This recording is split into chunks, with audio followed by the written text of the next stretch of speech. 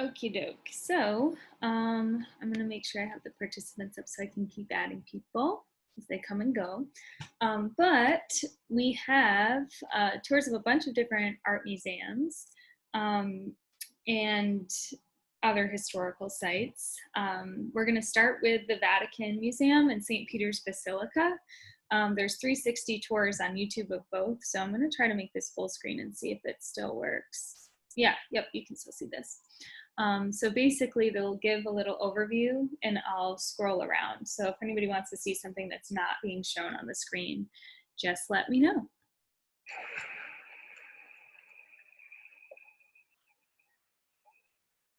Oh, this one doesn't have like audio commentary by a tour guide. But basically after we look around up here a little bit, we'll go into the basement where they actually have the tombs of the first pope and then several other popes to follow. Ooh, I didn't want to zoom in that much. I'm going to zoom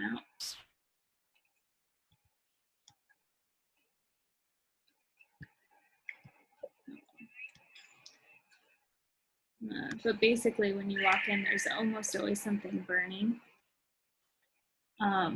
like incense. And then there's a bunch of different separate spaces for prayer.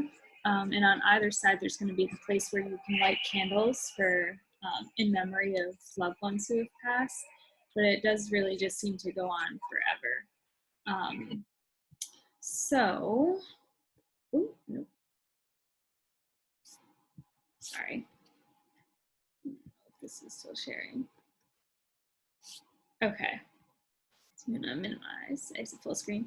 And then here, there's actually an audio guide as well when they take us underneath St. Peter's Basilica. Covering just over 100 acres, it is the smallest country on Earth. But for the estimated 1.2 billion Catholics in the world, its impact could not be bigger. Every year, millions of visitors come to see the legendary sites and shrines enclosed within its walls. And while the Sistine Chapel and the majestic square in front of St. Peter's Basilica are the iconic images that come to mind, the scores of people waiting in line for a glimpse may not even realize what lies beneath. The basilica is built on an ancient cemetery, and its crypts have become the burial places of popes for centuries, including the man considered to be the first pope, St. Peter. Yahoo News got exclusive access to film the tombs in a way you've probably never seen them before, in 360 degrees. So, are you ready to meet St. Peter?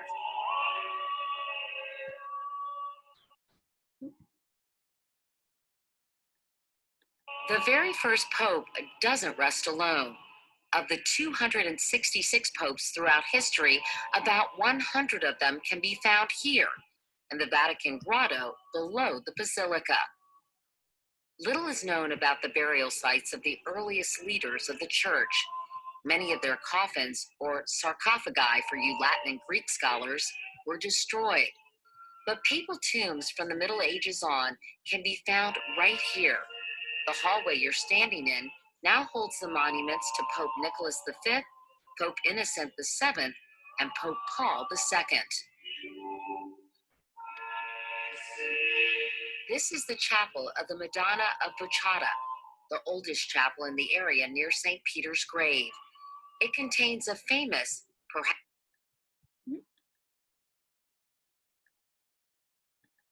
even miraculous, fresco of the Virgin Mary from the 14th century. Legend has it that a drunken soldier hurled a bowl at the image when he lost money in a game. Drops of blood appeared and fell onto the stones below. The lesion is still visible on the Madonna's face.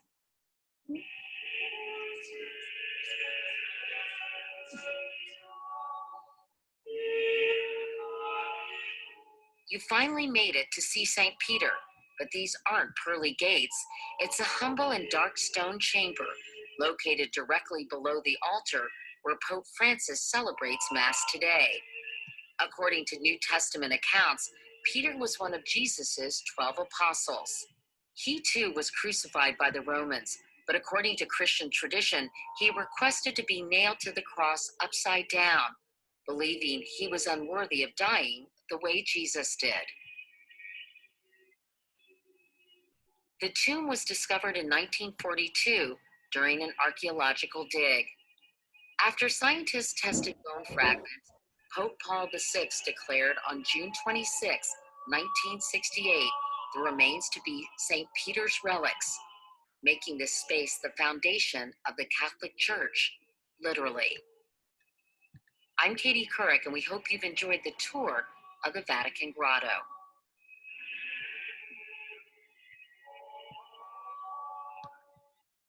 Okay. Okay, so next is just the Sistine Chapel. The other rooms at the Vatican, the 360 tour wasn't as good as the one for the Sistine Chapel. So I'm going to try to make this full screen. And basically, it'll allow us to sort of walk through the chapel. And if you've ever been, they actually don't allow photographs there. And because the Vatican is like an independent state, there's actually checks that are done when you enter Vatican City for any sort of equipment that would enable you to do that. But this was fresco by Michelangelo. It's usually very crowded when you come in because it's one of the most popular things to visit in Rome. And the fresco spans the entire length of the ceiling. I wish I knew more about each of the different scenes that are painted on the ceiling, but I know that each one is telling sort of a story about the Bible. So if we go into the center of the room. Okay. It's actually interesting because most of the rooms in the Vatican Museum are really ornately decorated or carved with these like columns, and there's a lot of gold and molding in each of the rooms, like carvings right out of the walls, out of the marble walls. But this room, most of the surfaces are very flat and all of the detail work is painted on. So these aren't real columns, they're just painted as such. So Michelangelo did not paint all of this himself. There were hundreds of people who worked on it. And each scene on the ceiling here depicts a different story from the Bible. You see the snake, you see the apple from Adam and Eve. This one's certainly the most famous that you'll see replicated in a lot of different places. But we'll go closer.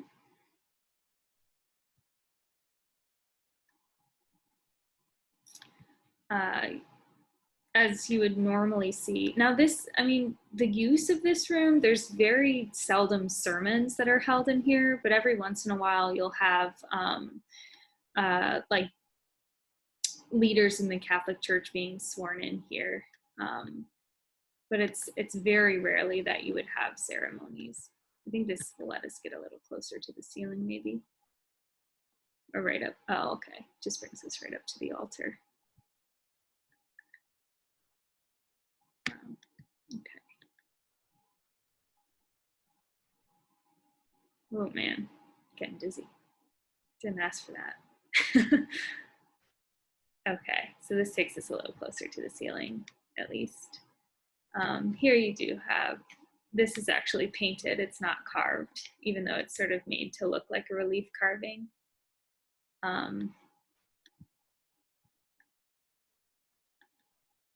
It's really cool though. You could spend a long time in here if you wanted to look at all of the different frescoes and all the different scenes that they portray. When I was here with a tour, so they told me a little bit more about each of the different scenes, but if I'm being completely honest, I don't remember, because this is the end of the tour of the Vatican Museum, and you go through like 20 different rooms, which are just full of stuff like busts and statues and different paintings, and there's this whole room of maps, so it's just a little overwhelming. It's hard to remember everything that they're showing you, but it's cool. It feels like we're there. If anybody has a question at any time, you can pop in with a question. But I'm going to go to our next site. So this is from the Getty Museum in California, and this is a special exhibit on food and drink in the Middle Ages. So we will click through this. I think hopefully that'll let me go full screen here. No, it won't if I'm sharing my screen. All right, so I just have to make sure I can see the click option.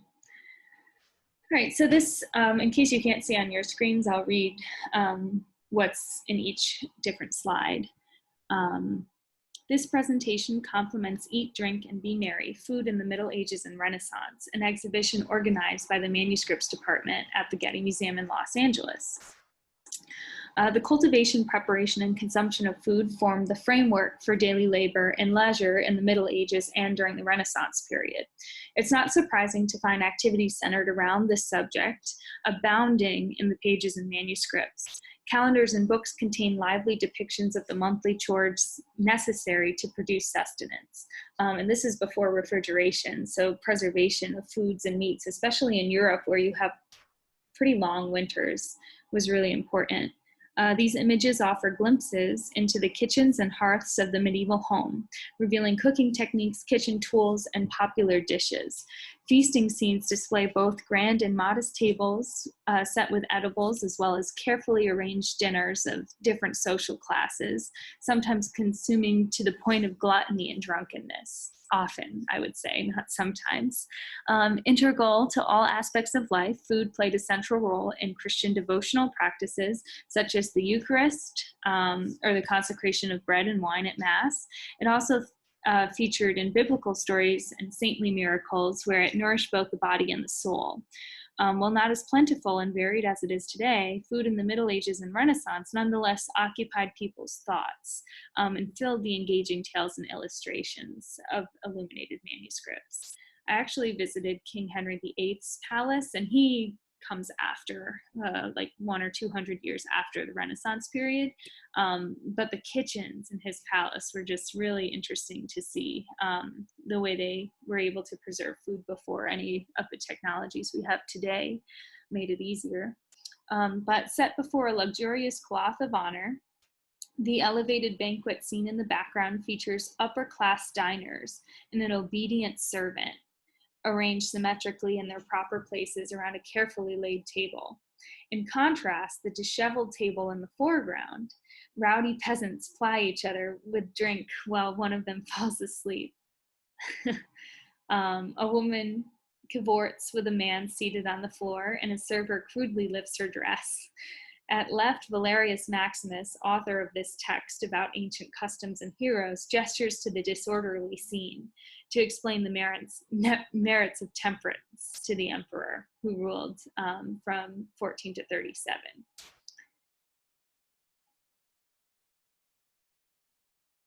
Now, this was created during the Renaissance period, just meant to depict a scene from the past, which is interesting. So, Nature's Yearly Banquet. Many medieval manuscripts used in Christian liturgy and prayer began with a calendar listing the holy days celebrated throughout the year. The images in these calendars often depict terrestrial and astrological time.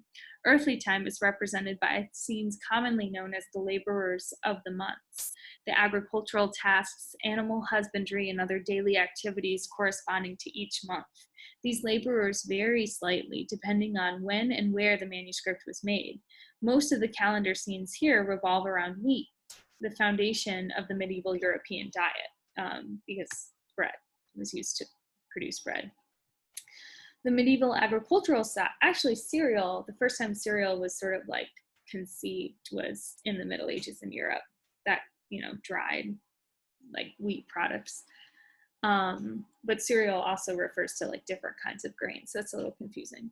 The medieval agricultural cycle in Northern Europe began in September when wheat was sown. Here a peasant strikes across the field, tilled in parallel rows. He sprinkles golden seeds that he draws from a cloth draped around his neck.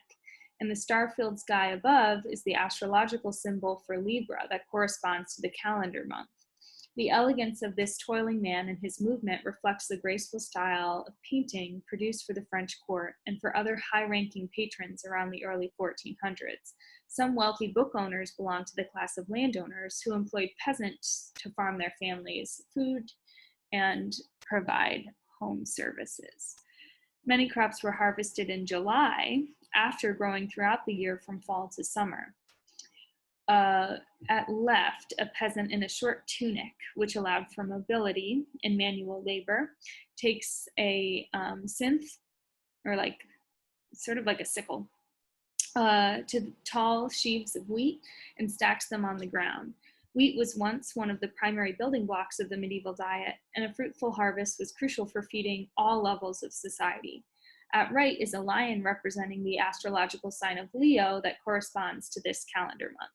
Both the labor and the zodiac symbol are set against rolling landscapes, evoking the northern European countryside that formed the locus for food production around Bruges, where this manuscript was made. That's in modern-day Belgium, on the shore, North Shore. After wheat was harvested and threshed or beaten to release the grains from the chaff, it was transformed into one of the most common foods found on the medieval table, bread.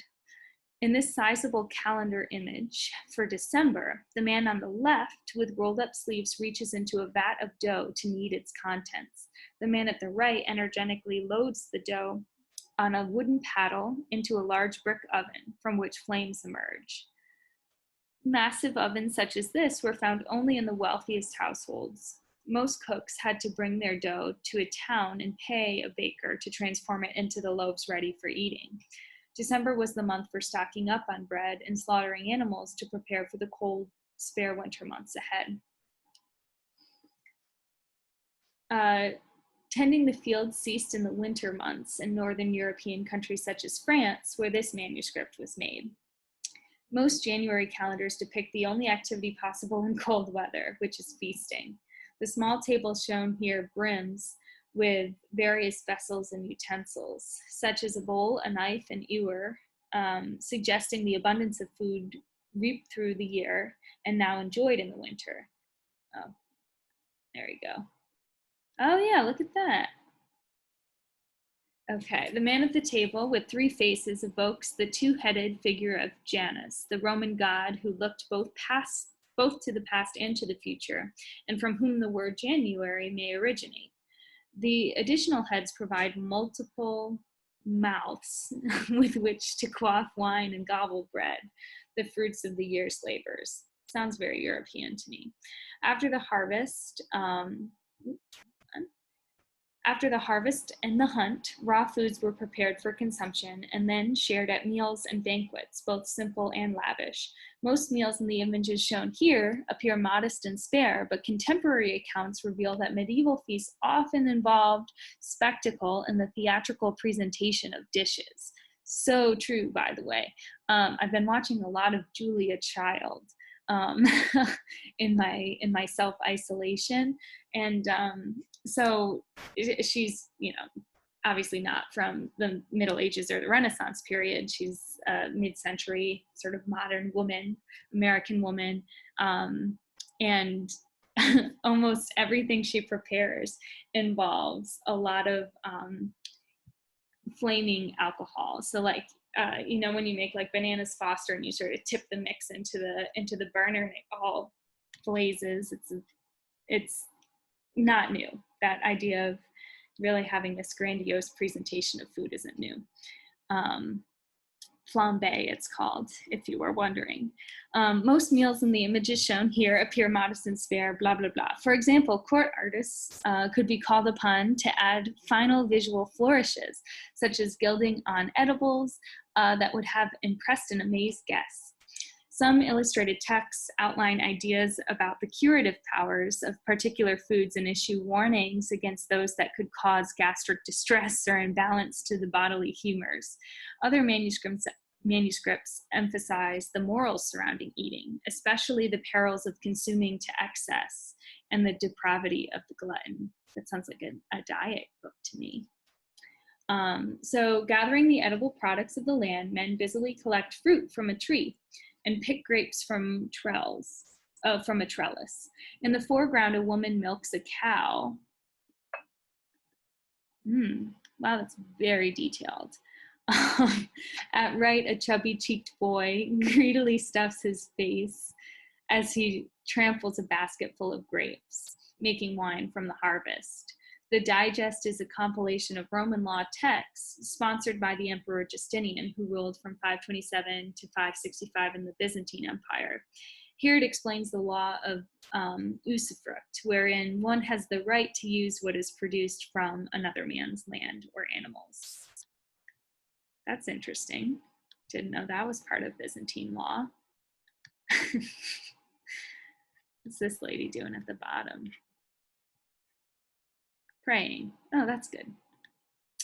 All right, so hunting was a popular sport of the nobility, and it was also the source of the most prized meats for the banquet table. In the Book of the Hunt, many of you have probably heard of that before, Gaston Phoebus outlines the ideal methods and means of the chase, including types of animals to pursue, how to care for and train hunting dogs, and how to track prey. The accompanying images in this copy of the text depicting hunters deep in the woods, that's what the woods looks like in case you were wondering, resemble the dense decorative compositions found in medieval tapestries. The scene shown here illustrates the conclusion of a successful boar hunt. It's how many died in the Game of Thrones series. The beheaded animal is suspended over a fire and roasted for consumption. Phoebus was an avid hunter who met his demise after a bear pursuit. Whoa, collapsing while washing his hands before the feast. I wonder if they drew some inspiration from that tale. In this cozy domestic setting, the Virgin Mary nurses the Christ child while Joseph kneels before a fire and stirs a pot of porridge, a standard first food for babies. In the later Middle Ages, Joseph was increasingly emphasized as an active member of the Holy Family and a central figure in Christ's life. He was portrayed performing household tasks such as mending garments, washing clothes, and preparing meals for Jesus. Love seeing that role shift.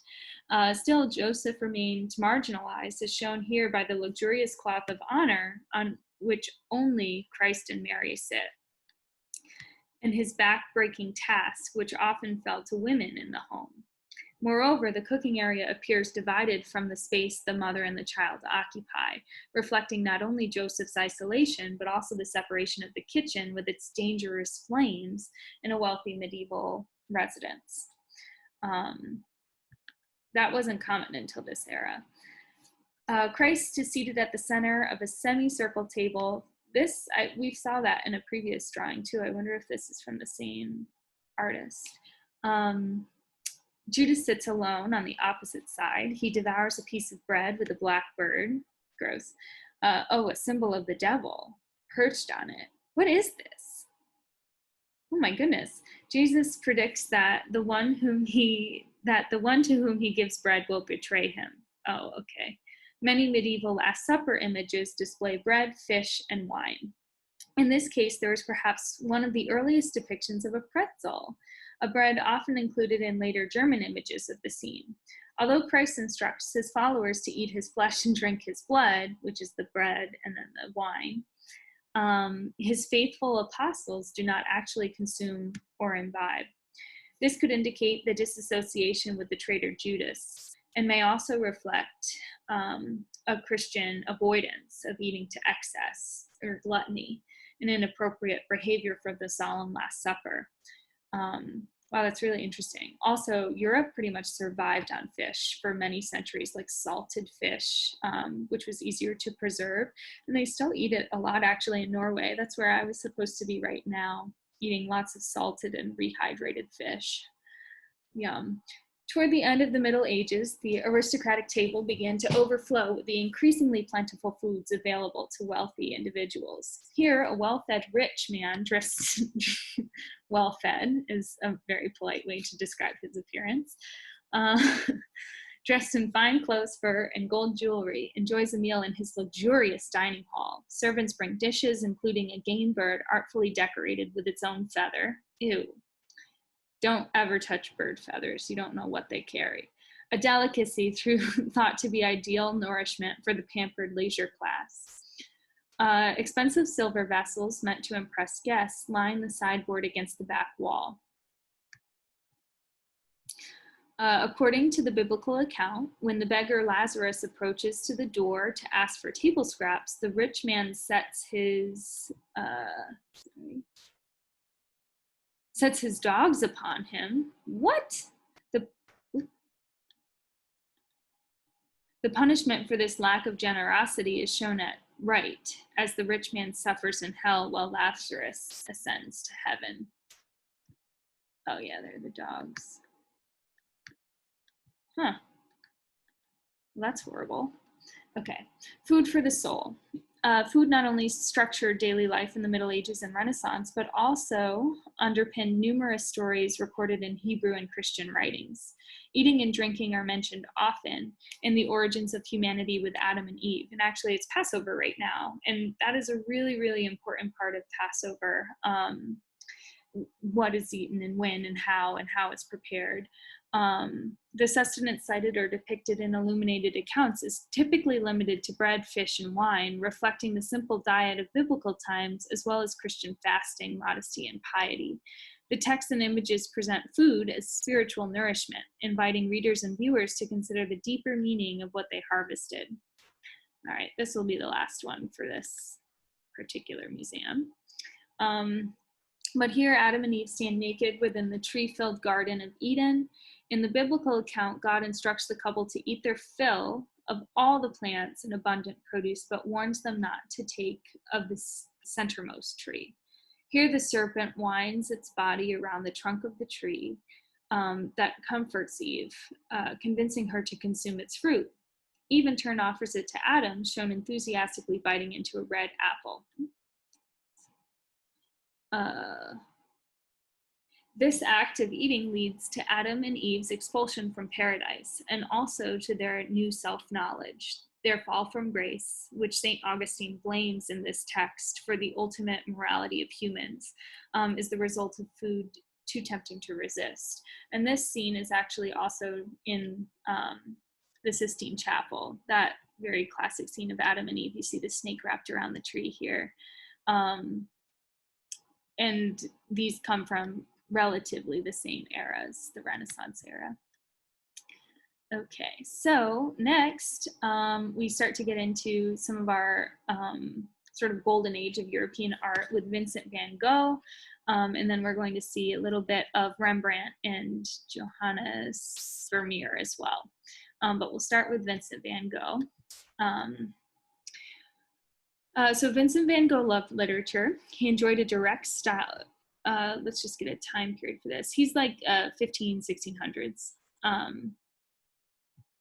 Oh wait, no. He's the, oh, hold on. Let's actually go in a different order here then. Okay. All right, so we're gonna start with Rembrandt, who's 1606 to 1669. We'll come back to Van Gogh. All right, so Rembrandt was born in Leiden as the son of a miller. He started taking painting lessons at the age of 14, and at 19, he established himself as an independent artist. He moved to Amsterdam at the age of 25, and his many pupils included a bunch of people. As time went on, the light-dark contrast became more emphatic in Rembrandt's work, while his brushstrokes grew looser and his compositions more dramatic. In addition to portraits, he painted many historical scenes and created etchings and drawings. Rembrandt married Saskia Lindberg in 1634. They had a son, and Saskia died the following year. Rembrandt fathered a daughter in 1654, and he had amassed mountains of debt and was forced to sell his house and property, as happens with a lot of artists. He's buried in Amsterdam today. So face to face with Rembrandt. Rembrandt portrayed himself in countless paintings, etchings, and drawings throughout his life. He likely used his self-portraits to practice the depiction of the human face and its emotions, and we can see him in many moods and guises, and Van Gogh does this as well. The work here is not only one of the highlights of Rembrandt's early overture, but it's also one of his first self-portraits. The emphasis on the dramatic effects of light and dark in the face. During this period, he experimented with light and shadow in the portrayal of facial expressions. His matchless technique makes the young painter's experiments as fascinating as they are varied. While many 17th century artists specialized in a particular type of subject, Rembrandt tried his hand at all imaginable genres. He painted portraits, landscapes, and scenes from everyday life, historical events, literary events, and scenes from the Bible, along with an occasional still life. The precise subject of this 1626 painting is unclear, but we do see 4 people singing and making music. Let's see the music. In 1631, that's not his art, I don't care. All right, illusionist jokes. This painting is regarded as Rembrandt's only painted still life, and the interplay of light and dark are typical of his work. When this painting is strategically hung or placed, it's easy to imagine that for a brief moment, the viewer might think he is looking through a real window at actual birds, thanks to the 3-dimensional effect and convincing rendering of the life-size Varens. Artists at the time enjoyed incorporating optical illusions into their work to demonstrate their skill.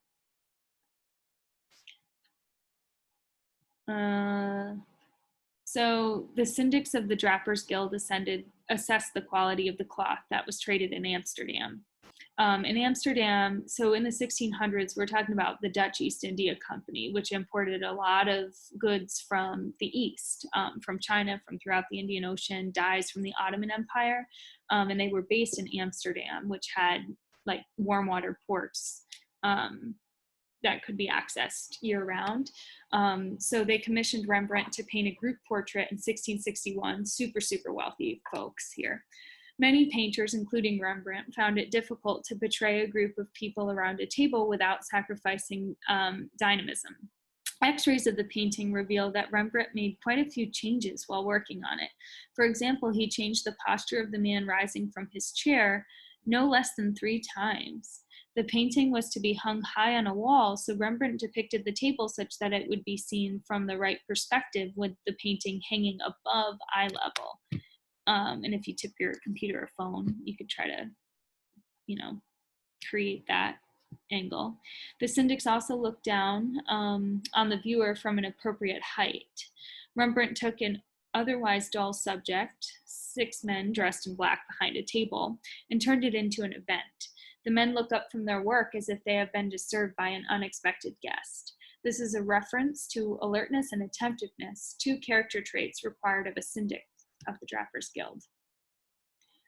This painting became known as the Jewish Bride in the early 19th century when someone interpreted it as a depiction of a Jewish father bestowing a necklace upon his daughter on her wedding day, which is usually in her teenage years at this time. It is unknown whether the man and woman were indeed Jewish, but the name Jewish Bride has become so ingrained through the years that it will likely be associated with this painting forever. There's actually a new series on Netflix called Unorthodox. Highly recommend. It's sort of about like the life of Orthodox Jews in Brooklyn, and it's a true story of a girl who moved to Berlin from there. But it does shed a little light on this Jewish bride, the connotation of a Jewish bride. But what does the painting in fact depict? Many suggestions have been made through the years, but none seems truly satisfactory. One thing is certain, it's a brilliant depiction of love between 2 people, she timid, he protective and authoritative. Rembrandt used glowing colors in the painting. The paint itself shows the fabric structure of the garments. Rembrandt even used a palette knife to apply the gold on the man's sleeve into thick stripes that reflect light.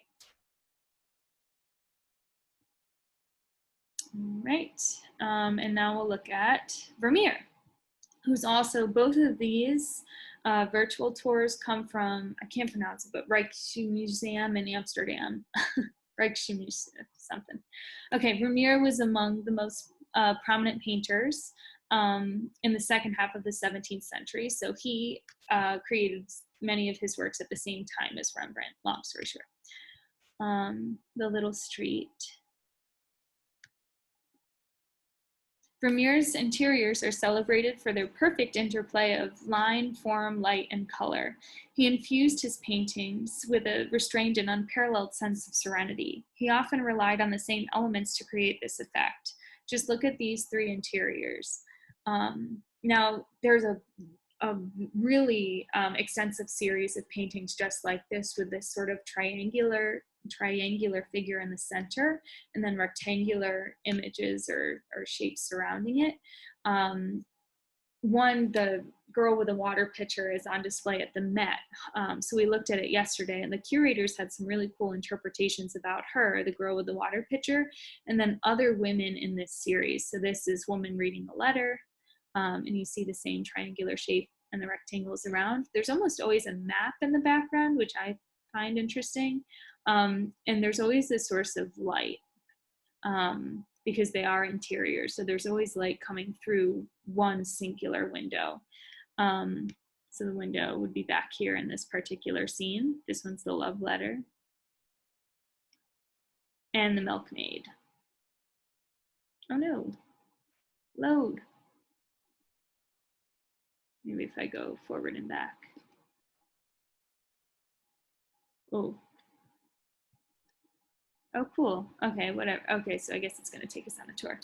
Vermeer lavished attention on the smallest of details. He even painted the shadow of this tiny nail in the wall with extraordinary precision because of that singular light source. References to love abound in Vermeer's paintings. This foot warmer can be associated with the lover's desire for constancy, caring, and warmth. Naturally, the little cupids depicted on the tiles have an amorous connotation as well. I guess I guess those are the cupids on the tiles. Okay. A maidservant pours milk, and the little girl in the love letter hands her mistress a letter. Vermeer specialized in genre painting, a term referring to scenes of everyday life. Vermeer painted quite a few pearls during his life. They were extremely popular in his time. On the painting Woman Reading a Letter, a pearl necklace lies on the table ready for the woman to put on. And this is important because in the 1600s, particularly in the Dutch Republic, you see this new middle class and this new upper class emerging because of the growth of joint stock companies like the Dutch East India Company, the end of the Middle Ages, and the growth of a more commercialized Europe. So you start to see these luxury items, not just in the hands of true like aristocrats and elites, but in this growing middle and upper class in society. So the look that the woman gives her maidservant seems anxious, or is it expectant? Her expression draws all of the attention in this picture. Does her gaze betray curiosity or concern about the contents of the letter? The letter occupies a central place in the picture. Writing or reading a letter was a popular theme in 17th century Dutch art. Here, Vermeer has depicted the moment when the letter is delivered. It is still sealed with its red wax, its contents known only to the person who penned it. This painting of a quiet street with a few figures occupies an exceptional piece in Vermeer's oeuvre. It's painted in around 1658. Okay, so now, let's just see if there's, every time I try to go up, the drop-down menu gets in my way. Okay, so now here we are with Van Gogh. And Van Gogh is a 19th century artist. So his favorite type of stories. He loved literature and enjoyed a direct style of writing ranging from simple action stories and rebellious characters to books about everyday life and humanity. And all of these pieces are in the Van Gogh Museum, also in Amsterdam. Even as a child, Vincent devoured stacks of books. In general, the books he read reflected what was going on in his life. Of all the books he read, there are 4 that played an important role in his life. Those are books by Charles Dickens, Jules Michelet, Emile Zola, and Alphonse Daudet. This house is the vicarage in the village of Meun, where Vincent van Gogh's parents lived. Vincent's father was a Protestant minister. His parents encouraged Vincent to read for his own self-development. As a child, Vincent read moralistic books, often favored among members of the Protestant Christian community, the kind that stressed the importance of charity and humanity. They are also key values in the work of Dickens. Vincent read and reread works of Dickens throughout his life. Love with Michelet. L'Amour by Jules Michelet. Vincent van Gogh found in L'Amour by Jules Michelet, Vincent van Gogh found wisdom he could apply to his own love life. The book deals with love between a man and a woman and can be read as a moral lesson. Vincent used it to justify his tours and how he lived his life. When he fell in love with his cousin Guy Voss, and as he lived together with Signe Horlick, a prostitute. This was very, very, very common during the era because wealth needed to be kept inside the family, of course. A view on reality with Zola. Emile Zola painted with his pen. Vincent wrote with his brush. Zola's stories, like Le Vieux, were rooted in reality.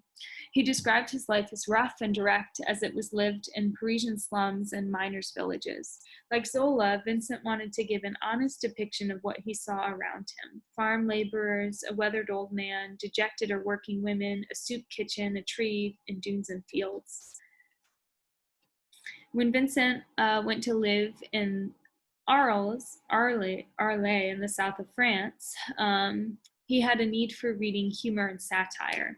He read Tartarin de Tarascon by Alphonse Daudet in 1887. The book deals with an entertaining caricature of the Southern Frenchman. In this farce, Vincent could identify with life in southern France. Its humor impressed him, and Vincent believed that little happened in his own era that was truly uplifting, and that art was the only thing that could give anyone consolation. And this is not just with Vincent van Gogh, we see it with artists like Georgia O'Keeffe. As their environment changes, their artwork changes very significantly. He also enjoyed other authors and books, from the Bible to John Keats, from George Eliot to the poetical works of Henry Wadsworth, Longfellow, Shakespeare, Voltaire, Hans Christian Andersen, and many others, many that you've probably read. And this is when we start to see a turning point in his work where he uses a lot of sharper brush strokes and lighter colors. The self-portrait of Van Gogh that's on display in the Met is sort of considered that piece which represents the shift from his earlier works and his later works. And I think it came just before this. It's his self-portrait in a straw hat is the one that's on display at the Met. But anyway, Vincent van Gogh said, reading books is like looking at paintings. Without doubting, without hesitating, with self-assurance, one must find beautiful that which is beautiful. Okay, and now here, if anybody has a preference, you can unmute yourself for a second. This is Middle East and Africa. This is Latin America. And this is South and Southeast Asia. So does anybody have a preference between Middle East and Africa, Latin America, and Southeast Asia? Otherwise, I'll pick.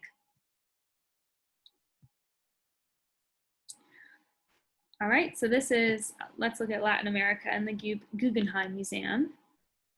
Okay, Under the Same Sun from Latin America today. So this is a special exhibit at the Guggenheim. That's the one in New York City that's shaped really strange. And it includes mostly pieces from the 20th and 21st centuries. But after the Second World War, abstract art in Latin America was predominantly organized around a rational, geometrical, visual language and was seen as part of a proposed new and universal modern society. We see that in the 1950s, not just in Latin America, but in the United States with artists like Jackson Pollock and others. We'll actually see at the Museum of Modern Art in a second, but we see that in Europe as well. Okay. Okay, we'll keep going.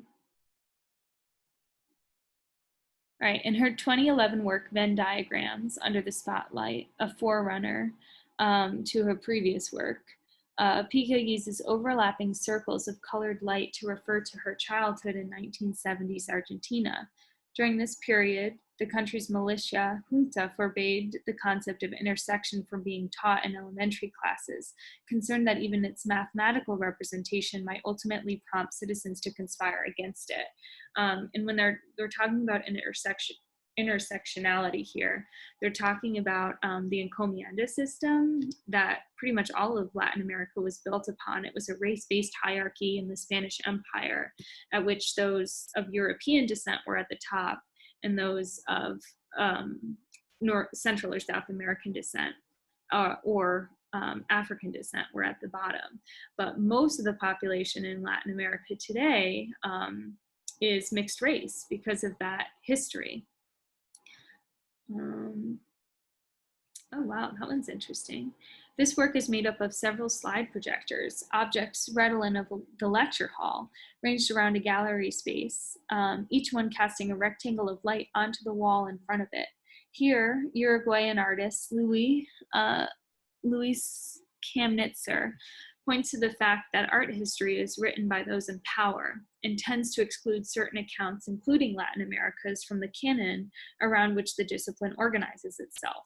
Point to the fact our last two artists were all from the Dutch Republic in the 1500s. Okay. Let's see.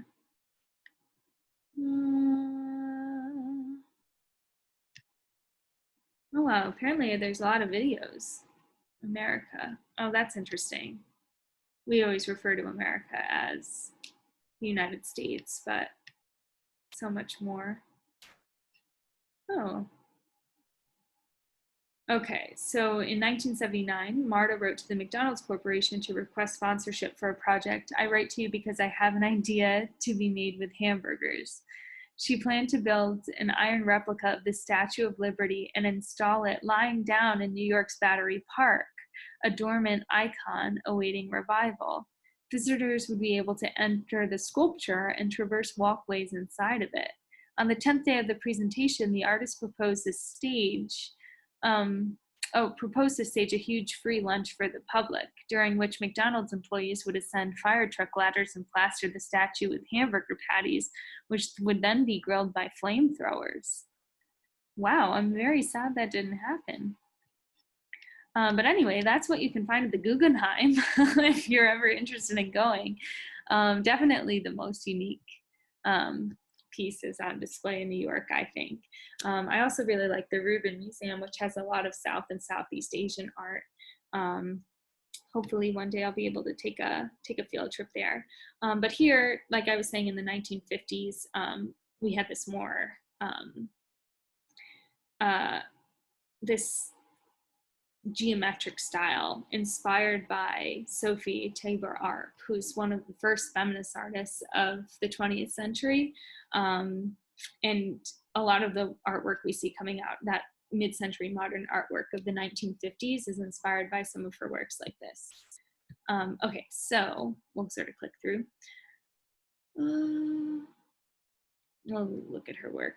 Okay, deliberately favoring mediums and techniques typically associated with the decorative arts and design in their earlier duo endeavors, Tabor Arp and Arp challenged traditional hierarchies between fine and applied art, and in doing so asserted that art was inextricably tied to daily life, a position that assumed a political undertone against the backdrop of World War I.